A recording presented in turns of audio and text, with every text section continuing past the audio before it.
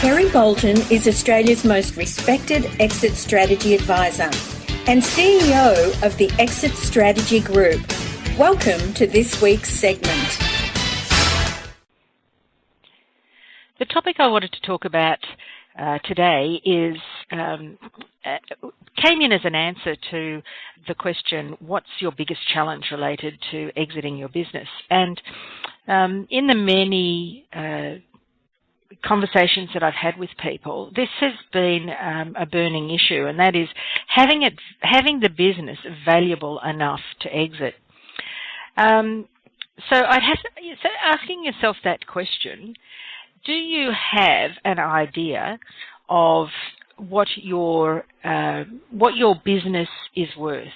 How do you actually go about figuring that out?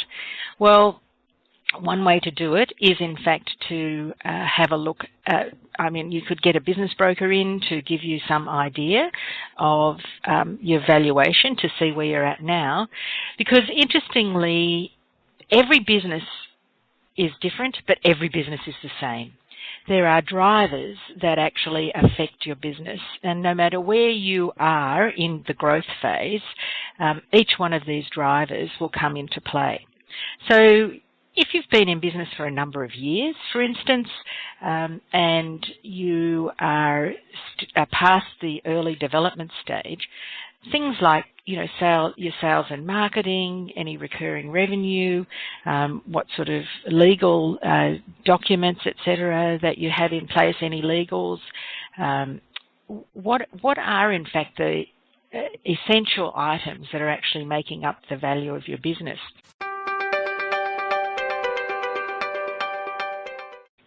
One of the suggestions that I've offered to a lot of people, and if you wanted to take this up, I'm very happy to offer you the opportunity to look at an overview of a benchmark for valuation for you, and it won't cost you anything, and I'll give you the details of that at the end. So you can identify which of the value drivers you need to focus on to be able to increase the value of your business. So looking at at one of my clients who's actually already gone through this process, we've been able to identify that there's a value gap of, it's quite a large business. It's currently worth probably about a couple of $1 million, but they're in fact the value gap is being created by certain elements in the business that they need to focus on. So there are some red flags that are popping up, which are potentially caused by not enough attention to the people in the business or the senior management in the business. And when you're in a slightly larger business like that, if you're really reliant on one key person or one or two key people, or even just a single customer or a cluster of customers who can make a huge difference to your business, if you lose that business, then that's a red flag that's actually going to cause devaluation in your business to any potential buyer in the future. So identifying how you can improve the business value is really, really important. So I'd like to invite you to go to the exitstrategygroup.com.au//free report.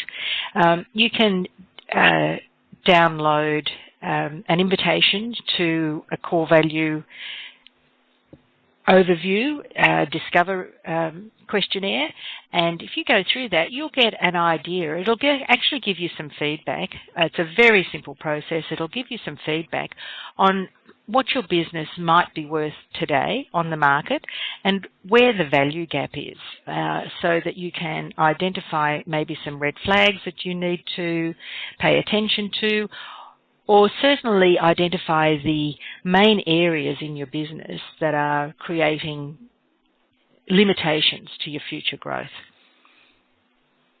So I'll give you that URL again.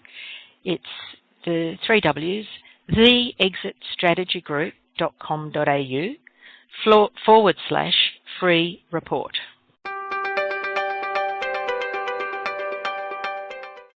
One of the other major questions or issues that challenges that people have mentioned is about finding enough time to plan an exit strategy.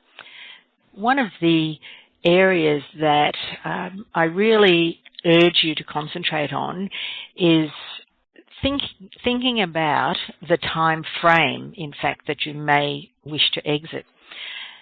It's really important that you do give yourself enough time, and that's essentially I'm suggesting to you 2 to 5 years would be really great. So you can then put into your daily, weekly, monthly planning processes some time that you allocate to actually stop to think about planning your exit strategy. Now, if you're not in the habit of creating plans, this is a really good time to start.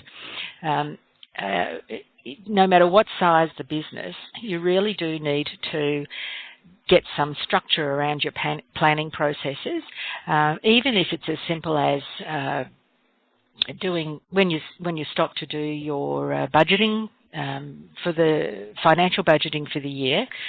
Allocate some time around those processes so that you can in fact start.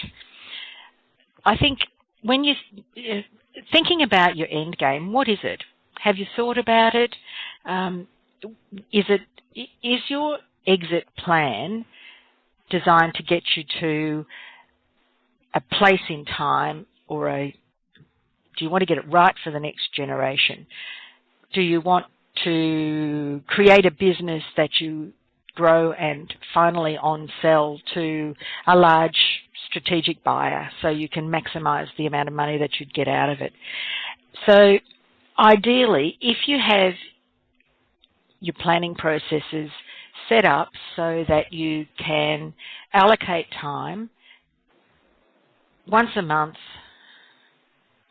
once a quarter, maybe even every 6 months, to go through every element of your business to make sure that it's actually ship-shape, you're going to have a much better business that's going to run more effectively, more efficiently, more profitably, with less stress. And then if somebody does come along unexpectedly, you're actually ready to be able to take advantage of some offer. So planning is a discipline. So finding the time, it's not an excuse. You can do it. You've got to be able to plan in your business, because if you're lurching just from one thing to the next, then frankly, you're doomed. It's not going to give you any satisfaction. You'll be under a lot of stress. And there are many ways to be able to get yourself in the mindset, to be able to allow yourself to take the time to do that. I'm not going to go into that area at this stage, but I think that it is simply a matter of programming your planning time into your normal business planning processes, and it's something, an exit plan happens concurrently with those normal business planning processes, and you'll find that you'll be able to get your business even better than what it is today by thinking about the growth that you need to have in order to be able to exit. This is an interesting one that I'd like to chat about with you. And what happens when your business changes? Say, for instance, you have already defined a finish line. In other words, you've figured out the end game that you had in mind, and then suddenly the business changes. You know, an opportunity comes along for you to grow your business, perhaps through an acquisition or perhaps through a merger. I'm talking here about a case where you may have 3 or 4 partners in the business, and this is all very hypothetical, but say, for instance, you have someone who is, closer to 60, and then you might have 2 or 3 other shareholders who are say much younger and in their 40s, and have different needs and different aspirations for the business. So what happens when an opportunity like an acquisition comes along? you decide as a business that you're going to grow the business, and therefore your original thinking changes, because now all of a sudden you have a new lease on life, and this often happens when you do have new business opportunities come into play, and you've suddenly doubled the size of the business. So it's really important in that process to actually think about what's your new finish line, and not just take for granted that what was in place previously is actually going to stay that way. So do you need a new exit plan? You do. You need to think about it. You need to think about the individual needs and wants of the people who are the current shareholders, and what they each have in mind. These are often considered to be on the back burner, or they're not even thought about, or they might be the elephant in the room that no one wants to talk about. Well, I would really encourage you to include that thinking in your whole process when you look at growing your business, whether it be through an acquisition or a merger or through something of that nature, so that you do take into account everybody's personal requirements. The last thing you'd really want to have to face would be a challenge to the business because you haven't addressed that particular issue. I'm sure that you have thought about shareholder agreements, buy-sell agreements, and matters of that nature, particularly contingency plans. If somebody really changes, and maybe one of the older shareholders just decides that they want out, and because they're mentally checking out of the business. These are really key issues for you to address when you're thinking about and defining a new finish line for your own business. If you don't have a copy of Kerry's new book, The Uncensored Truth About Exit Strategies, please visit freeexitstrategybook.com.au.